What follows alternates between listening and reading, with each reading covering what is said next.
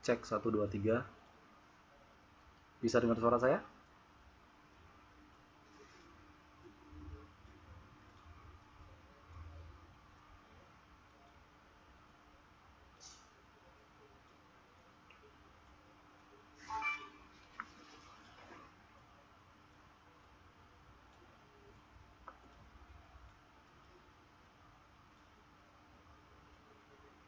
Oke. Saya kira kelas kita bisa dimulai sekarang ya, karena waktu kita terbatas untuk pertemuan malam hari ini.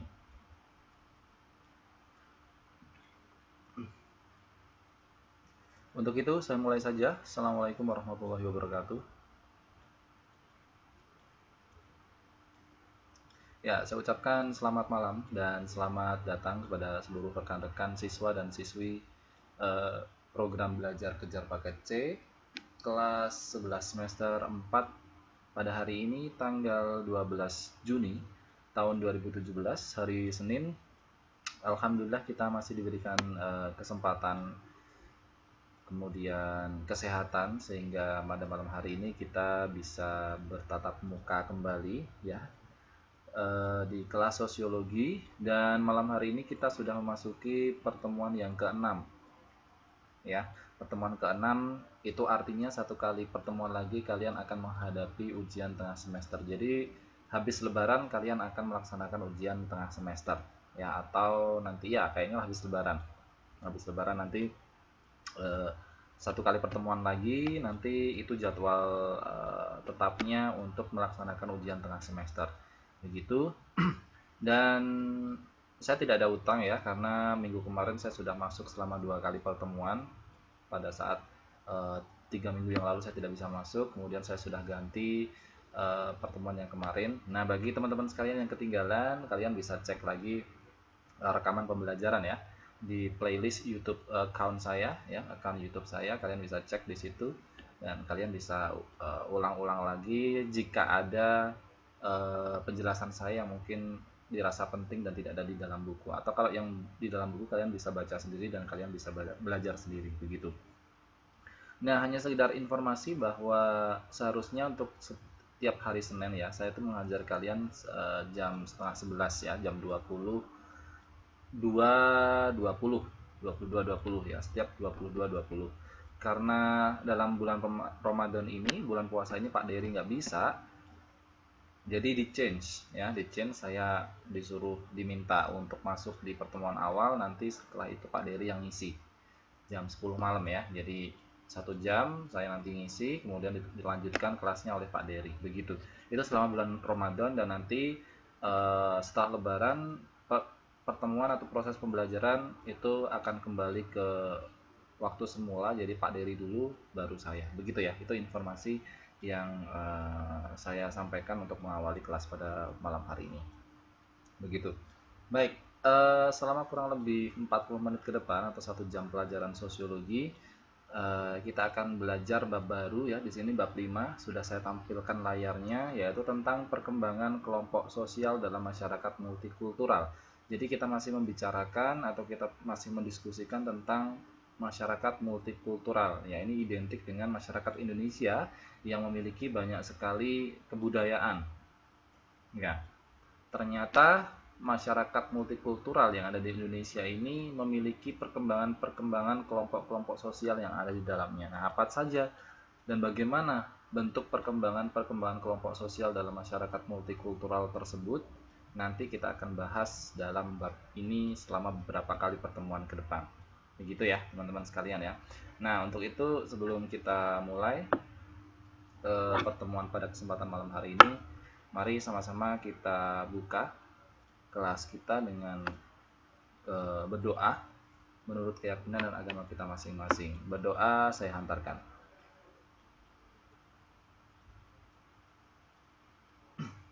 Berdoa selesai, mudah-mudahan sampai selesai nanti kita bisa diberikan kelancaran ya, dan tidak ada jaringan yang terputus. Teman-teman sekalian bisa mendengarkan suara saya dengan jelas, teman-teman sekalian bisa melihat apa yang saya lakukan di layar monitor ini dengan jelas ya gitu.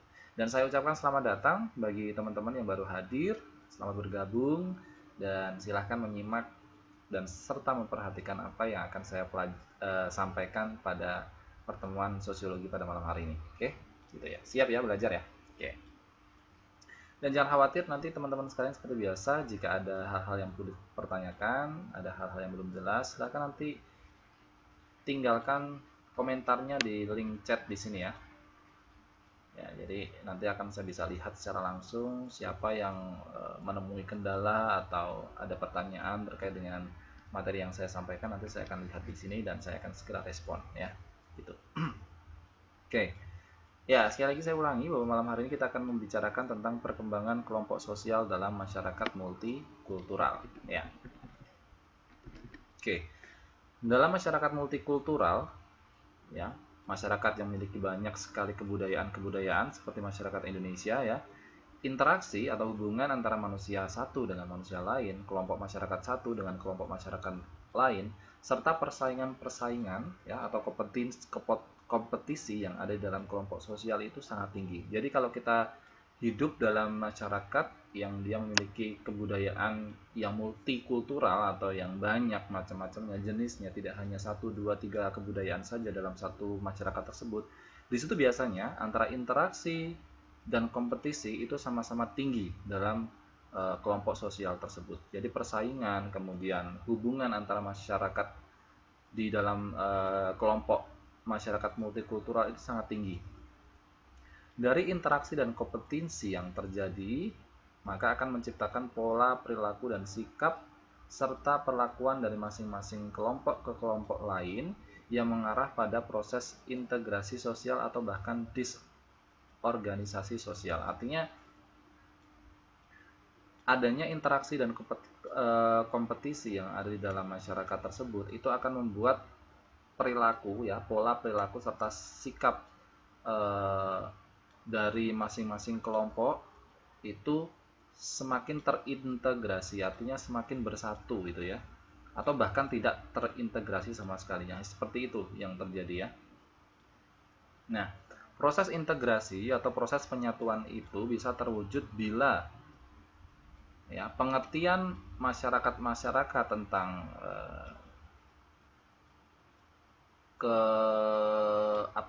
kepemahaman tentang multikulturalisme atau masyarakat yang memiliki macam-macam atau jenis-jenis kebudayaan itu dipahami dengan baik.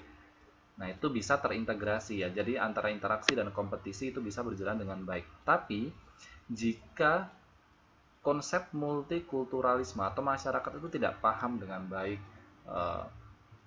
tentang budaya-budaya yang berbeda-beda yang hidup dalam sebuah kelompok masyarakat yaitu di Indonesia ini, maka terjadilah konflik dan perpecahan. Jadi atau dinamakan disorganisasi sosial ya.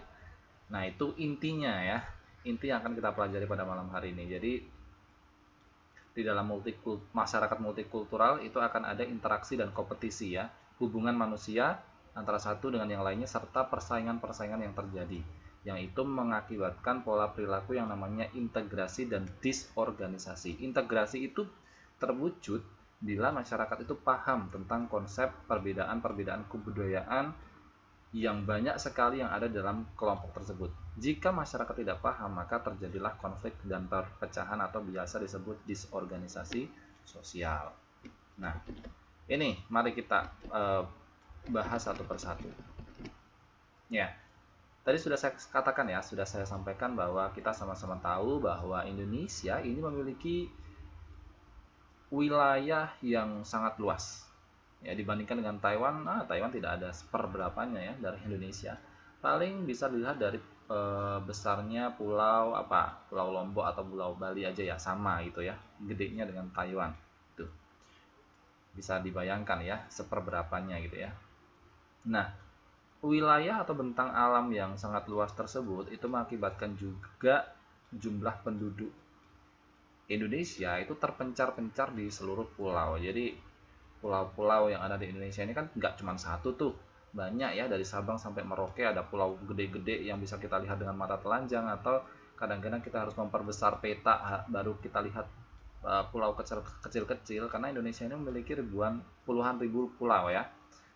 tapi kita masih bisa melihat pulau-pulau besar yang dihuni oleh penduduk-penduduk Indonesia tersebut, sehingga mengakibatkan penduduk-penduduknya pun yang tinggal di Indonesia itu sangat terpencar-pencar di berbagai pulau yang ada. Nah, bentang wilayah yang ada di Indonesia itu bukanlah satu hal yang seragam, jadi nggak sama antara pulau satu dengan pulau yang lainnya. Kadang-kadang pulau satu dihuni dengan suku lebih dari 5 suku. Kemudian satu pulau kecil dihuni dengan hanya satu suku dan sebagainya. Jadi tidak seragam, tidak sama, ya. Bisa dibayangkan tersusun seperti mozaik. Mozaik itu adalah kotak-kotak ya, kotak-kotak yang dia berbeda-beda, ya. Jadi akan ada perbedaan-perbedaan yang ada dalam setiap pulau tersebut. Nah, perbedaan tersebut tidak hanya dalam perbedaan budaya ya, bisa perbedaan kondisi curah hujannya atau kondisi keadaan pulaunya, kemudian suku, ras, kemudian sistem sosial dan sebagainya itu berbeda-beda pula, tidak seragam ya. Persebaran penduduk yang terpencar dari pulau yang ada di Indonesia ini juga memunculkan keberagaman manusia dengan segala ciri fisik, sifat, dan perilakunya. Ya, perbedaan-perbedaan atau persebaran penduduk yang terpencar di setiap pulau yang ada di Indonesia ini juga mengakibatkan manusia yang tinggal di Indonesia ini penduduknya itu juga berbeda-beda. Kalau dilihat dari ciri fisik, sifat, dan perilakunya, setiap pulau pun beda. Ada yang wataknya keras yang hidup di pulau-pulau Ambon dibandingkan dengan pulau Jawa gitu ya, beda sikapnya, perilakunya beda, ciri-ciri fisiknya juga beda. Mungkin kalau dibandingkan dengan orang-orang Irian, dengan orang-orang Jawa, dari segi kulit, segi fisik gitu ya, beda ya. Orang Irian kekar-kekar, tinggi-tinggi gitu ya, badannya gede-gede gitu. Orang Jawa orangnya lembut-lembut, kecil-kecil gitu ya. Nah, itu sudah beda.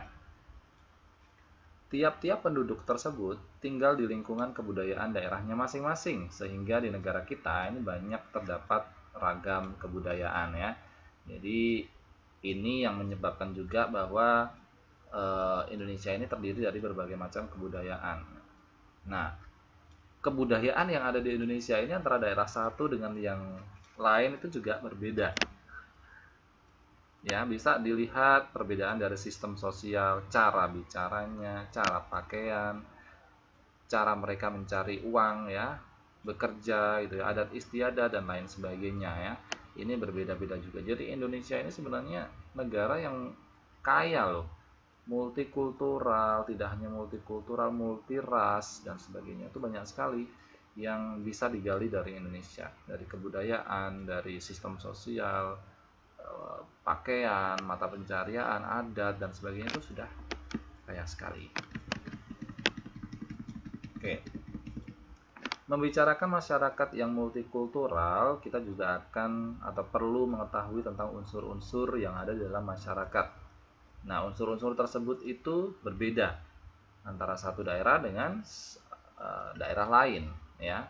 Yang akhirnya perbedaan-perbedaan itu mengkristal ya, membantu dan menjadi pola khusus dan khas dan menjadi ciri khas identitas daerah tersebut. Nah, ini adanya perbedaan-perbedaan perilaku, perbedaan-perbedaan daerah akhirnya menjadi ciri ya, bahwa misalnya orang Sumatera ciri-cirinya kebudayaannya misalnya wataknya keras dan sebagainya, orang Jawa wataknya lembut dan sebagainya, itu memiliki ciri-ciri seperti itu.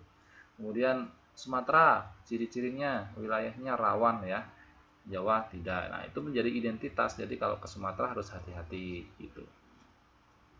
Nah, pola-pola tersebut sudah mendarah daging dari dulu ya hingga sekarang, sehingga setiap orang pun juga bisa langsung mengidentifikasi setiap daerah-daerah yang ada di Indonesia. Jadi kalau misalnya seseorang ngomongin Bali gitu ya, Bali, Pulau Bali, itu pasti yang ada di otaknya adalah keindahan agama Hindu, kemudian apalagi wisata-wisata internasionalnya yang terkenal, Pantai Kuta dan sebagainya ya. Nah, itu.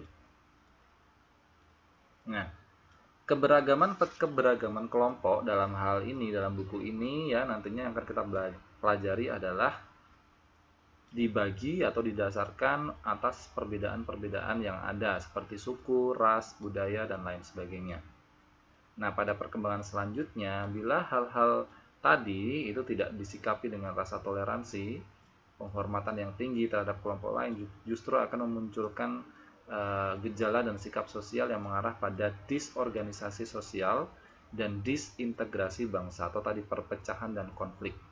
Jadi kalau kita lihat secara umum gitu ya, masyarakat multikultural yang ada di Indonesia ini dilihat dari beberapa perbedaan, antara lain perbedaan suku ya, antara satu daerah dengan satu daerah lain sukunya beda-beda, rasnya juga beda-beda, budaya beda-beda dan lain sebagainya. Nah, kalau secara perkembangan ya, secara lambat laun, secara kehidupan kita, perbedaan-perbedaan tersebut itu tidak disikapi dengan rasa toleransi, artinya tidak menghormati antara perbedaan budaya, perbedaan suku, perbedaan ras ya, antara ras, misalnya ras kulit putih, kulit hitam itu saling mencemooh, tidak ada toleransi, atau antara suku budaya itu tidak ada penghormatan yang tinggi. Justru itulah yang sebenarnya akan menimbulkan disorganisasi atau disintegrasi bangsa. Bangsanya tidak lagi bersatu, bangsanya tidak lagi kuat ya. Nah, inilah yang menjadi bahayanya ketika ada bangsa lain ingin mencacah belah bangsa kita. Negara kita ini sangat mudah jika bangsa atau masyarakatnya tidak bersatu. Karena apa? Karena tidak menghormati, tidak toleransi antara perbedaan satu dengan perbedaan lain. Karena kita lihat perbedaan, kalau tidak ada penghormatan atau toleransi, sikap menghormati antara satu sama lain itu gampang sekali terpecah loh. Gitu. Jadi ini yang sangat bahaya sekali. Maka dari itu negara-negara lain sebenarnya sudah mengakui bahwa Indonesia ini merupakan negara yang sangat bersatu. Karena apa? Beribu-ribu perbedaan yang ada di tanah Indonesia tapi masih bisa hidup secara berdampingan karena adanya toleransi ini, toleransi dan penghormatan. Tapi lambat laun jika toleransi dan penghormatan ini tidak dilakukan atau tidak dilestarikan gitu ya, maka ya perpecahan lah yang akan terjadi gitu ya. Nah, maka dari itu hendaknya hubungan antar kelompok, antar masyarakat ya, di dalam masyarakat multikultural ini harus dilandasi pengertian bahwa perbedaan yang ada di negara kita ini adalah sesuatu yang wajar dan segala sesuatunya itu ditujukan pada kepentingan bangsa dan negara. Dengan begitulah, dengan adanya toleransi menghormati, maka terjadilah integrasi atau persatuan nasional yang bisa terwujud. Nah, itu tadi ya hanya pengantar saja terkait dengan bagaimana perkembangan proses masyarakat multikultural yang ada di Indonesia. Nah, selanjutnya kita akan bahas apa saja sih sebenarnya unsur-unsur kemajemukan yang ada di dalam masyarakat. Oke. Sifat multikultural atau sifat berbeda-beda kebudayaan, berbeda-beda jenis kebudayaan itu akan selalu ada di dalam masyarakat. Ya, karena semuanya itu terjadi di dalam masyarakat gitu ya. Nah, unsur-unsur yang ada di dalam masyarakat sehingga mereka bisa membentuk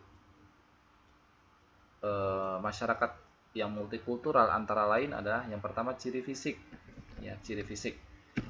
Nah, ciri fisik ini menunjukkan adanya perbedaan tubuh manusia seperti tadi warna kulit ya, warna rambutnya, bentuk rambutnya beda, bentuk hidungnya, ada yang mancung, ada yang pesek, ada yang apalagi ya, ada yang begitu ya ada yang besar dan lain sebagainya. Warna rambut ada yang keriting, ada yang lurus, ada yang mengombak ya. Bentuk rambut jeng tadi itu ya, warna rambut ada yang coklat, ada yang hitam, kemudian ada yang putih dan sebagainya gitu ya. Nah, berdasarkan ciri fisik tersebut, ini juga bisa dikelompokkan dalam satu kelompok, dan ciri-ciri fisik tadi yang sudah saya sebutkan ada warna kulit, warna rambut, bentuk hidung, dan lain sebagainya, itu semuanya dipengaruhi oleh beberapa faktor. Yang pertama adalah faktor keturunan. Nah, berdasarkan faktor keturunan, maka seluruh manusia di dunia ini bisa digolongkan menjadi 4 ras. Ras ini adalah enaknya untuk memahami itu adalah penggolongan masyarakat berdasarkan ciri fisik. Ya. Seperti yang dipaparkan oleh seorang ahli sosiologi namanya Banton ya. Dia menyebutkan bahwa ras itu merupakan sebuah tanda peranan atau role sign. Walaupun ras ini mengarah pada ciri fisik, namun kadangkala mengalami pengaburan untuk menguatkan posisi sosial. Oleh karena itu, Baron tadi ya, ahli sosiologi berpendapat bahwa perbedaan ciri fisik itu merupakan dasar yang digunakan untuk membedakan peranan yang berbeda. Ya. Nah, ahli sosiologi lain namanya Berge ya, mengemukakan bahwa ras berarti kelompok yang didefinisikan secara sosial atas dasar kriteria fisik. Jadi ras ini masih menuju atau berhubungan dengan ciri-ciri fisik ya. Untuk membedakan antara manusia satu dengan manusia lain ya, itu dibedakan dengan cara fisik. Nah, balik tadi ya, ada pembagian 4 ras yang ada di dunia. Yang pertama adalah ras Kaukasoid atau ras Kaukasus. Nah, secara sejarahnya ya, Kaukasoid ini diduga berasal dari pegunungan Kaukasus di Eropa. Ya. Ras Kaukasoid ini menurunkan bangsa-bangsa di Eropa. Ya. Ras ini mempunyai ciri-ciri kulit berwarna putih, rambut warna pirang, hidungnya mancung, mata berwarna biru, dagu panjang dan cirit, dan tinggi-tinggi tubuhnya antara 180 hingga 210. Buset, tinggi banget ya. 180 sampai 210. Saya aja tingginya 172. Berarti saya bukan termasuk sebagai ras Kaukasoid ya. Nah, bagaimana dengan kalian? Apakah kalian termasuk ras Kaukasoid? Apakah kalian memiliki mata warna biru, hidung mancung, kulit warna putih, tinggi 180 hingga 210? Nah, kemudian ras Kaukasoid ini melakukan persebaran ya. Kalau dari dulu diteliti bahwa ras ini berasal dari pegunungan Eropa ya. Nah, akhirnya jika diteliti bahwa ras ini melakukan persebaran ke berbagai wilayah di muka bumi ya, sehingga kita bisa temukan ras-ras Kaukasoid ini ada di mana-mana. Misalnya di Asia kita juga bisa temukan orang-orang seperti ini ya. Di negara kita kadang-kadang kita bisa ketemukan keturunan-keturunan Eropa itu ya, warnanya mata biru, hidungnya mancung, kulitnya putih dan tinggi-tinggi orangnya. Selain di Asia juga tersebar di Afrika, terutama di Afrika Utara ya, dan di Asia juga tersebar di Asia Barat, Asia Selatan, dan Asia Tengah. Nah, secara detail lagi, secara rinci ya, Kaukasoid atau ras Kaukasus ini juga masih terbagi menjadi beberapa bagian untuk memudahkan pembagiannya. Yang pertama adalah Nordic Kaukasoid ya, kelas atau ras Kaukasoid Nordic. Nah, ras Nordic Kaukasoid ini menurunkan bangsa-bangsa Eropa Utara seperti orang Jerman, Swedia, Norwegia, Rusia dan sebagainya. Itu termasuk dalam Nordic Kaukasoid. Kemudian ada yang namanya Kaukasoid ras Kaukasus yang jenisnya Alpine Kaukasoid. Alpine Kaukasoid ini menurunkan bangsa Eropa Barat seperti Inggris, Belanda, Perancis dan sebagainya. Entah dasar apa ini ada pembedaan ras Kaukasoid ini. Mungkin fisiknya beda kali ya antara orang Jerman dengan orang Inggris, sehingga mereka menyebutkan ada Nordic Kaukasoid, ada Alpine Kaukasoid, di mana Nordic Kaukasoid tadi terbagi menjadi Eropa Utara seperti Jerman, Swedia, Norwegia, Rusia dan sebagainya. Serta Alpine Kaukasoid ini menurunkan bangsa Eropa seperti bangsa Inggris, Belanda, Perancis dan sebagainya. Mungkin orang Inggris dan orang Belanda itu beda ya, jenis-jenis orangnya. Dan kalau kita ketemu orang Inggris, orang Belanda, Perancis itu masih dalam satu ras ya, yaitu Alpine Kaukasoid. Entah bagaimana caranya untuk membedakan, saya sendiri kadang-kadang untuk membedakan susah ya antara orang Amerika dengan orang Inggris gitu ya, kecuali dengan bahasanya. Kalau bahasa orang Inggris itu bahasanya lebih ke British, dan bahasa Inggrisnya susah dipahami karena selama ini saya belajarnya English American ya. Jadi kalau orang Inggris ngomong ya bisa sih paham, cuman tidak segampang ketika orang Amerika yang ngomong ya. Jadi kalau misalnya saya nonton film tanpa subtitle gitu ya, film Amerika ya dengan film Inggris itu lebih paham film Amerika. Jadi kalau nonton Harry Potter itu kan bahasanya British ya. Jadi diseret-seret gitu kayaknya ngomongnya, jadi kayak susah gitu loh. Kayak ada bass-bassnya gimana. Tapi itu memang harus dipelajari dan karena kebiasaan sih. Mungkin kalau dari dulu belajarnya English British, English Americannya yang kagok ya gitu. Ya, saya lanjutkan. Jenis ras Kaukasoid atau ras Kaskus yang ketiga adalah Mediterranean Kaukasoid, di mana ras Mediterranean Kaukasoid ini menurunkan bangsa-bangsa di Eropa, masih di Eropa seperti India, kemudian ya kok hilang sebentar, ya seperti India, sorry bukan India ya, Italia, Spanyol dan Yunani. Waktunya tinggal sedikit lagi. Kemudian yang keempat adalah Arabic Caucasoid, di mana Arabic Caucasoid ini menurunkan bangsa-bangsa Arab seperti Arab Saudi, Irak, Iran, Mesir, Aljazair dan sebagainya. Dan yang terakhir adalah Hindik Caucasoid yang menurunkan bangsa India, Pakistan, Bangladesh dan sebagainya. Jadi ada 5 ya pembagian secara rinci ras Caucasoid atau ras Kaukasus ya. Ada Nordic Caucasoid, ada Alpine Caucasoid, ada Mediterranean Caucasoid, Arabic Caucasoid, dan yang terakhir Hindik Caucasoid.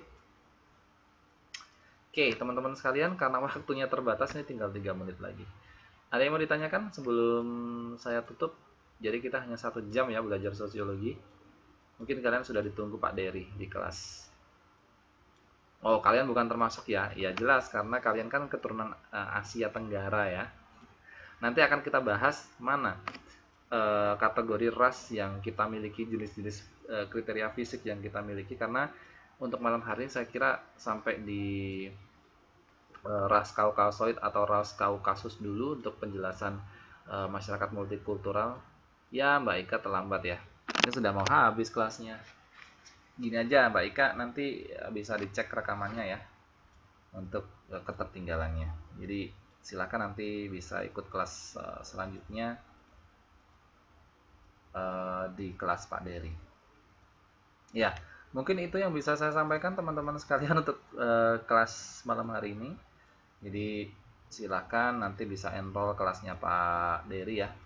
Mudah-mudahan malam hari ini ada manfaatnya. Mari kita tutup pelajaran pada malam hari ini dengan berdoa menurut keyakinan dan agama kita masing-masing. Berdoa, saya persilahkan.